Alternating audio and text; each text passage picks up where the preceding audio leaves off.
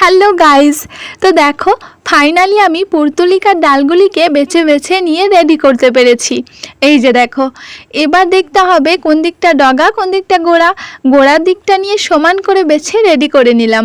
এরপর দেখো বাঁধতে হবে কিছু দিয়ে, তাই আমি একটা সুতো নিয়ে আলতো করে বেঁধেছি। খুব একটা শক্ত করে বাঁধিনি, কারণ এই ডালগুলো ভেঙে যেতে পারে।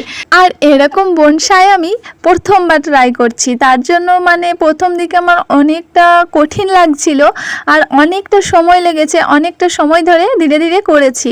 তো দেখো ফাইনালি এরকম একটা দেখতে হয়েছে।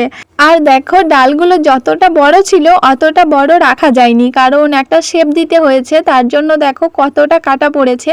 তো অনেকটা ছোট হয়ে গেছে, বাট কোনো ব্যাপার নয়, এটা দেখতে বেশ ভালো লাগছে। তো যখন এটা পুরোপুরি কমপ্লিট হবে তখন হয়তো দেখতে অনেকটা সুন্দর লাগবে। তো দেখো ফাইনালি একটা এরকম একটা দেখতে লাগছে, কত সুন্দর লাগছে। কিন্তু এখনও পানি দিইনি, কিন্তু একটু পরে পানি দিয়ে দেব। তো জানি না বনসাই রূপে কখন ধরা দেবে, তো ওয়েট করি।